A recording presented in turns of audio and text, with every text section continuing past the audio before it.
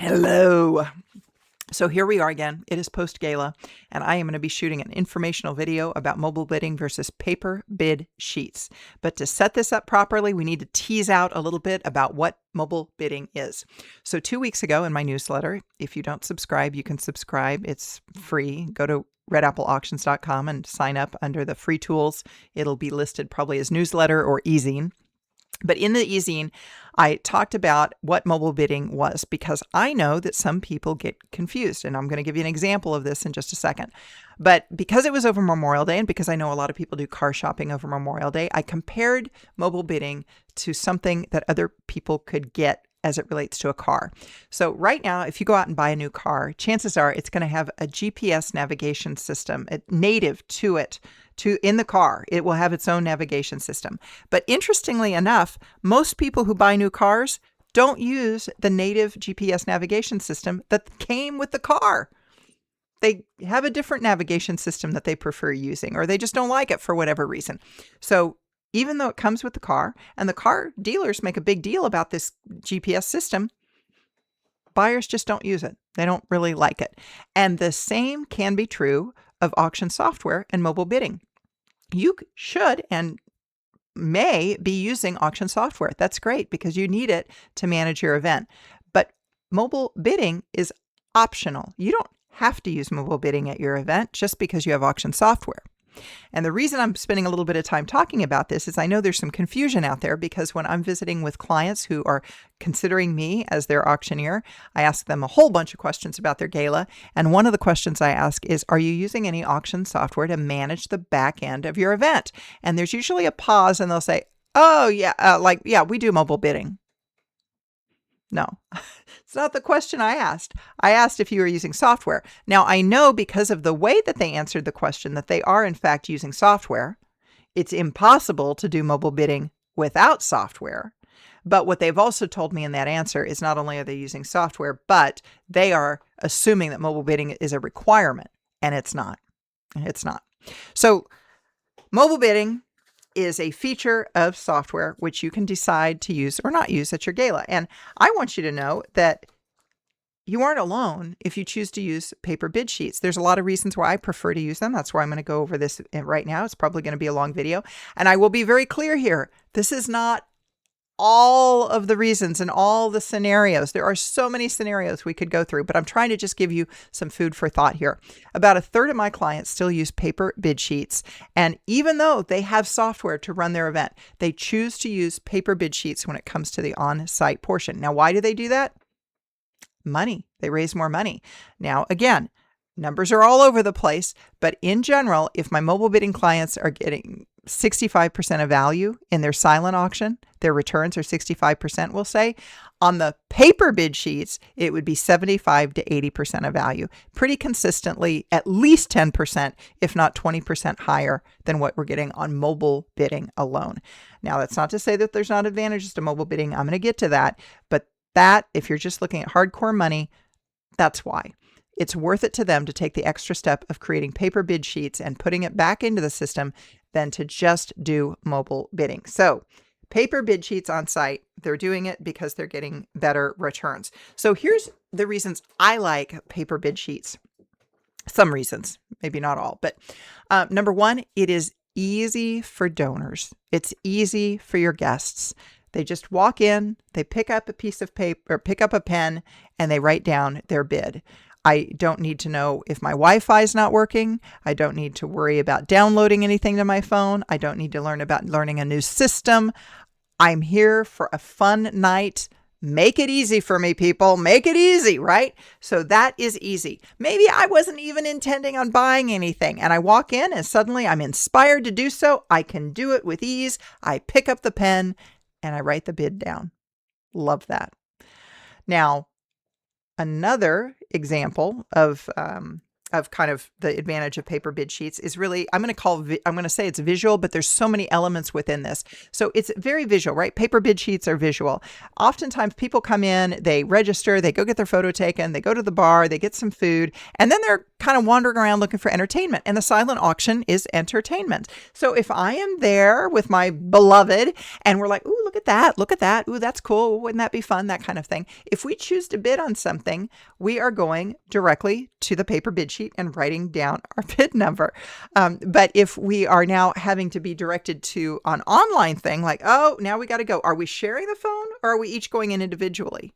And if we're going in individually, doesn't that defeat the purpose of trying to get people to connect and to be together in community at your event? Again, I feel like paper bid sheets are a little more donor centric for that. Let's say a lot of people, when you go to a silent auction, you'll notice that some people will drop down instead of just going on the format that you have, 100, 110, 120, 130. They might decide, oh, I'm just going to drop all the way down to 160. I'm going to put my bid number down there. Well, that is another visual cue for other people to start paying attention to what you have in your silent auction. Oh, geez, she jumped. Oh, wow. What's this? Let me pay attention. It's a cue to get people to pay attention to the silent auction. Another example of visual thing, guaranteed bid, buy it now, guaranteed purchase, whatever you call it at your event. You can do this in mobile bidding and you can do this on paper bid sheets, but paper bid sheets are much more visual and they help to drive, again, attention to the silent auction. So like two of my clients use bright fluorescent pieces of paper. They've got all of them printed out and they say sold on them. One's yellow and one's green. And they tuck them underneath the bid sheets. And so when some item on the paper bid sheet sells at guaranteed price, a volunteer comes around, picks up that bid sheet because they're going to take it for processing at the checkout area and replaces it with this bright fluorescent piece of paper that says sold. And if I'm a guest just arriving and I walk into the silent auction area and I see, wow, what's that bright colored? Oh, sold. Oh, that's sold too. Oh, that's sold. It drives people, like people start going, well, what did I miss? Because ironically, the first thing they start to read about is whatever is already sold. I don't know why they do that, but this is a psychology thing of auctions. So they sit there and they read what they sold. Oh, okay. Oh, well, yeah, it was pretty nice. Oh, well, what's this? This one's not sold yet. Gets more eyeballs on your silent auction things, which I like. So that visual element. The other visual element is something called, I call it elite bidder. Some people call it bid on a star. Some people call it bid on the highlighted line. But in essence, it's not something that can be it can't be replicated in mobile bidding. It's only for paper bidding. And what you're doing is you are looking at your data from last year. And let's say that you sold 65% of value. That was your revenue. Your yield last year for your silent auction was 65%. Well, what you will do this year is you will take a highlighter or take a star or do something to identify the 75% line on your bid sheets. So last year, everything was selling at the 65% mark. This year, you're telling people, hey, if you bid on that highlighted line, you're entered into a drawing for a $100 gift card to Morton's Steakhouse. People will bid on that line just for the chance to be in the drawing. And it's still under your 100% of value, but it can be eking up pretty close. That's how a lot of my clients are getting such good returns, is because they're using that very strategically. They're looking at what things sold for last year, and then they're highlighting a certain line on the bid sheets in order to drive traffic down to that level. So they're getting better at price. You can't do that in mobile bidding. You just can't. Now what you can do in mobile bidding is they have something called max bid. So let's say I'm willing to bid $500 on an item. I bid 100 and then somebody comes and bids $200 on this silent auction item. The system knows that I have just put in my max bid of 500, so it will bid $300 on my behalf. Okay. Time goes on. Let's say somebody else comes in and they bid $400 on that item. The system knows I'm willing to go up to 500, so it will automatically bid on my behalf $500. Now, it's called max bid, but this is a psychological thing. People never put in what their real max bid is. They won't. So yeah, it's convenient. It's convenient, I guess, but you're never going to get maximum bidding out of these people with a max bid. What will get maximum bidding out of it is the way that you close a paper bid sheet auction. Now, the way that we close our paper bid sheet auctions is when it's time to close. Ooh, look at that, 8 o'clock, time to close the silent auction.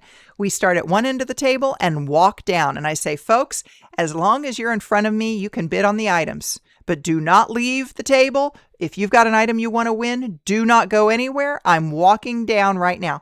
And as I go by the bid sheets, I say, sold this mouse, sold, I'm looking at my computer mouse here. Sold the computer mouse. It's closed, right? Go to the next item. Sold the Canada Dry Zero Sugar Ginger Ale. Sold it. And people are clustering around the items that are most popular. So inevitably, I'm going to get to some item and there's going to be people there and I'll be like, oh, you're bidding on this? He said, no, I'm the high bidder right now. I'm like, oh, okay. And I usually pick up the bid sheet and I say, did you want to bid on this? And somebody will say, yeah, I wanted to bid on this. We were going back and forth. So I'm more or less conducting a mini auction right there in the silent auction. You're at 90. Would you go to 100? Okay. Would you go to 110? Okay. Would you go to 120? 120? 120. Okay. 120. Would you go to 130? You don't want to go to 130. You're done. You're done. Anybody else want to go to 130? Okay. 120. We've just sold it. Boom. That's a max bid. When you see a little bit of pressure where people are right there neck and neck against each other, that's where you start to see more pressure when it comes to bidding on things. Yeah. So on those kinds of items, that's how you really maximize your silent auction. Now, when is it though? When is it nice to use mobile bidding?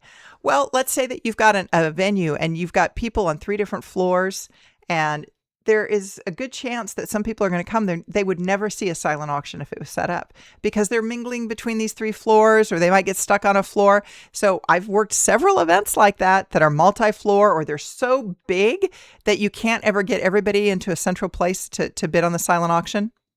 Mobile bidding might be a great solution for that. Another example would be where you've got a situation where people just don't have space. I've had some groups before say, I don't know where we're going to put the registration table. It is so tight. We've oversold. In those cases, where would you have a space to put up a beautiful silent auction and paper bid sheets? You just don't. So mobile bidding works out pretty good in those kinds of situations. One thing I will say too, just to make sure that we're not getting confused, you can have the auction open for a week in advance, regardless of whether you use paper or mobile bidding on site. So we say that often. People are opening up their silent auction a week in advance. Bidding is happening. Now, for those groups that are doing mobile bidding on site, nothing really changes. The auction was open a week ago. Everything's consistent and it closes at 8 o'clock the night of the gala. You just turn off the system. For the paper bidding folks, it's more work. So they open up the auction a week in advance. They're getting bids on items. We'll say day before the gala, they print from their software bid sheets that have the highest bid that has been bid now on those items. They become silent auction bid sheets now, right? So if this high bid on this item over here was $200 because people were bidding on it all week, $200 is now the starting bid on the bid sheet for that item. Printed out the day before, they put out all the paper bid sheets. We close it at 8.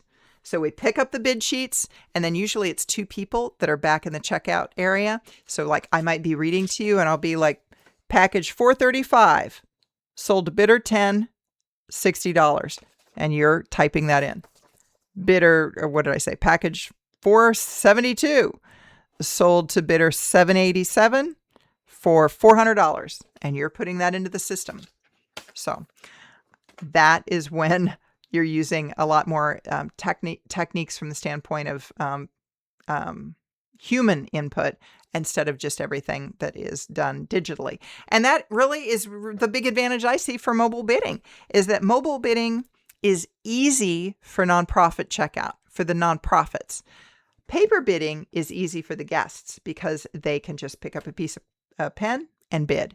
But if you're looking for ease of use for the nonprofit, and you're willing to take a hit on the amount raised, that's mobile bidding, because everything is captured in the software itself. There is no paper floating around that's got a bid number on it. So if that would be another time to use mobile bidding then. If you are a one-person shop, you don't have help, you don't have volunteers, it's really a struggle to even pull this together. Mobile bidding might be the way to go for you because you don't have to worry about a convoluted checkout for that. Okay. So that, let me see if I kind of jotted down some of the examples. One thing that mobile bidding will do is they will also text reminders to bid again. So if I get outbid, I'm going to get a text that says, hey, come on, you just got outbid, try again. And that is good. I mean, it's good to alert people to that. But I will also say it can be a little annoying because I thought we were trying to do the face-to-face thing at your gala. And now I've got this device that keeps chirping at me, trying to get me to bid again. I like the fact as an auctioneer, I like the fact that we're trying to improve our bidding, but I don't like the fact of the experience of being having devices with us all the time. That's all. So if you're looking for other great ideas, I'm going to encourage you to go to redappleauctions.com. One key free item I have over there is called the Auction Item Guide. I pull it together every year. It's the top 100 items that I sold for overvalue in the auctions that I worked around the country in 2025 in this case. And it's just got a lot of procurement ideas in it that you can see what's trending well and so forth. So if you got a procurement meeting coming up, definitely go get that. Again, it's under free resources, Auction Item Guide. And then, for other information, of course, go on over to redappleauctions.com, poke around. I'm sure there's something there. If you want to like this video or somehow interact with it, I would always appreciate that as well.